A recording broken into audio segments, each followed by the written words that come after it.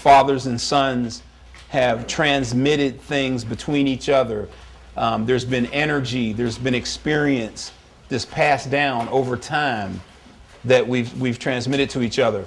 One of the things that gets transmitted forward from generation to generation, unfortunately, but realistically, is hurt and pain. Well, we're here to try to improve and enhance the relationships between fathers and sons, as well as approach and deal with the issue of pain and hurt in that father-son relationship that often becomes violence, family violence. So we're really looking at the root of family violence, which often can be the pain and hurt transmitted from fathers to sons, which sons carry forward into their relationships in life. This is across the board, from the richest to the poorest. This has nothing to do with class or race.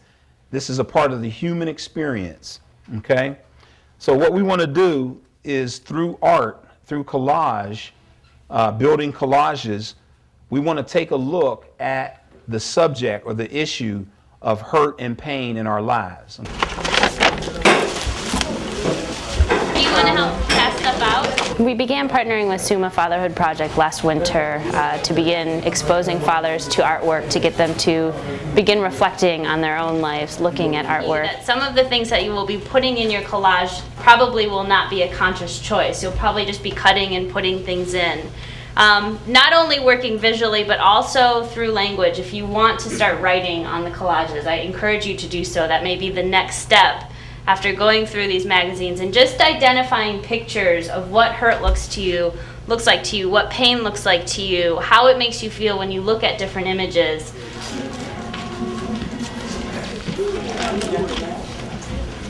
My collage right now is these tigers come to mind because these two tigers remind me of my brother and I as children. Well, as we got older, my brother and I, we lived different lifestyles. Unfortunately, he was a victim of the streets.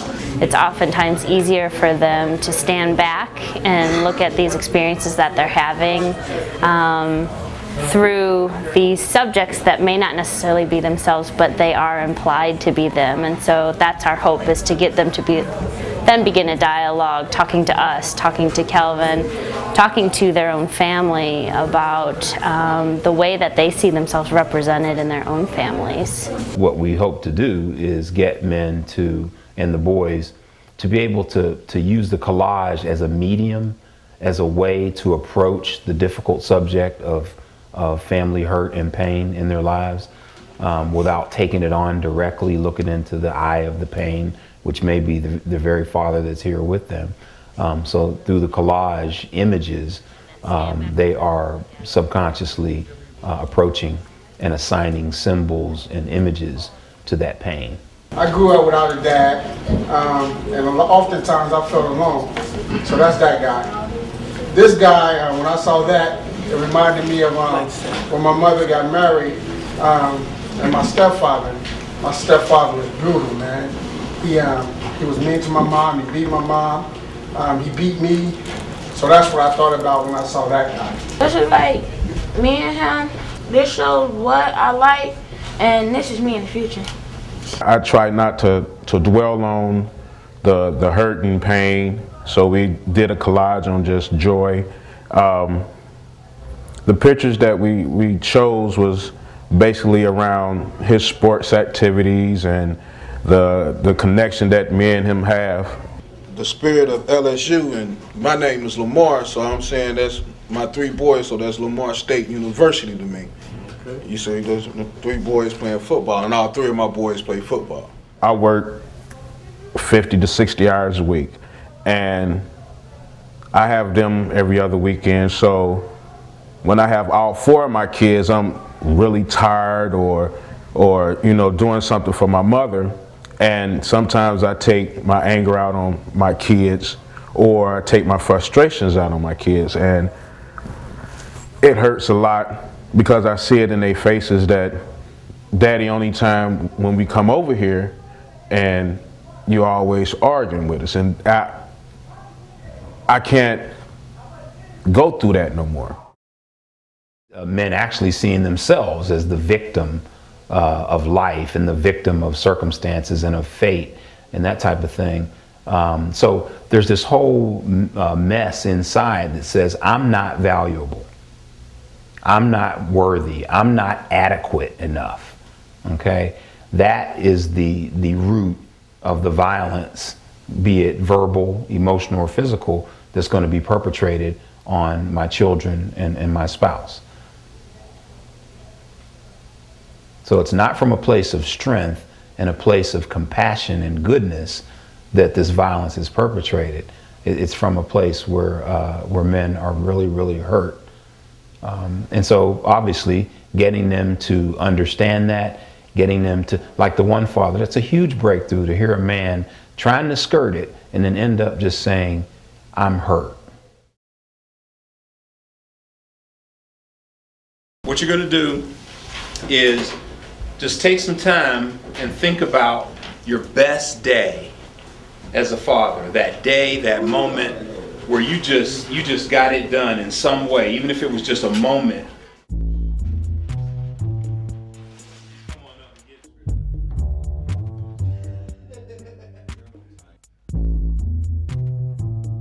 By writing it out on the newsprint, each father, and then putting it up on the wall, key component of the exercise is the fathers walking around reading each other's best day, so that there becomes a shared sense that all of us have these gifts, strengths, positives, power in our lives as fathers, and that becomes a glow.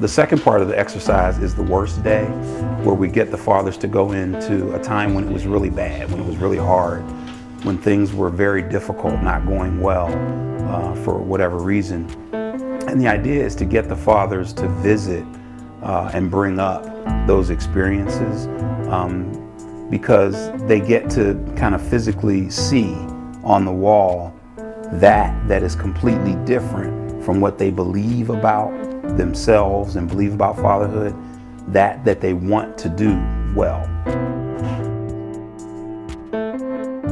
We're asking fathers to be very descriptive and very detailed. That's a piece of the instructions that's very important. Don't worry about spelling and sentence structure. Just give as much detail and description as possible, so that when other men are walking around the room and they're reading that, they can take that in. And being that they're fathers, and that they have a worse day posted on the other side of the room, they can take that in. And that is a part of the healing. It's a coming out of isolation and saying that I'm the only one that kind of suffers or does this awful in my parenting, in my fatherhood experience. So there's a shared sense of community in that we all can have these days. I'm not alone, which is a major problem for men, thinking that only I'm the only one that's going through this.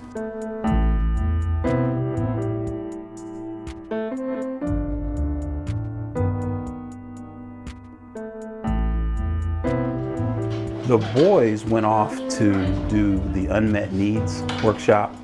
We gave them 26 human needs needs that all human beings have that are basic. And the idea was to get them to identify which of those needs were being met and which of those needs were not being met. Then they're asked to identify 3 needs, their top 3 needs that aren't being met, that they want to communicate to their father. The reason I pick encouragement is because if somebody encourages you to do something, you'll have a better chance of something going good. What's interesting about the unmet needs exercise is the way we chose to process it out. To have the boys on one side of the room, have their fathers on the other, and then set it up to where these boys, one by one, get to say to their fathers, without interruption, with the camaraderie of their peers next to them, here are the things that I need from you. The boys didn't struggle with that as much, but the fathers really struggle hearing those things from their sons. And there's a challenge to the fathers that says, you're telling me I'm inadequate, I'm not good enough, I'm not doing enough. That's what the fathers will hear through their own distress. Okay, so without healing and assistance and help, the fathers can't hear a simple message, here's what I need from you.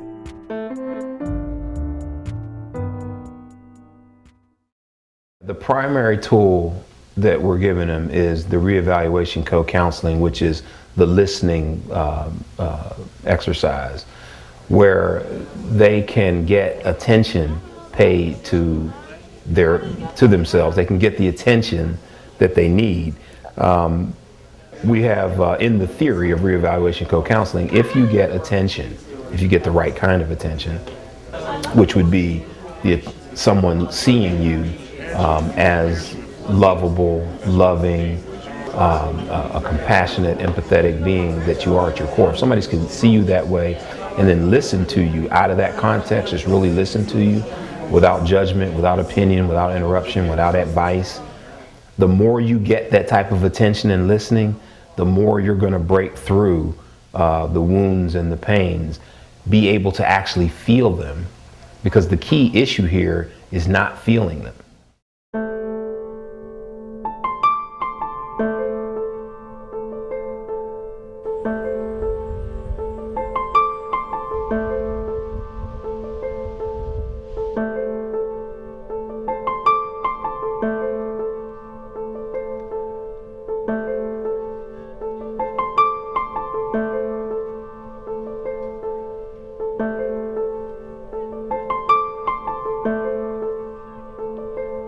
I would hope that the boys remember that their fathers did this with them. I think that would be the biggest thing. And that when they reflect back as adults, they'll look at this and say, my dad made the effort to be better. He made an effort to treat me better, to be a better father and a better parent to me. You know, if when these boys are 30 years old and looking back on this, it might be easy for them to see that their fathers put in an effort. So that's going to feed their own sense of self-value and self-worth, which in turn gives them more of an opportunity to operate out of self-value and self-worth when they're interacting with their family and children. Okay, everybody get out. Everybody jump. 2, 3.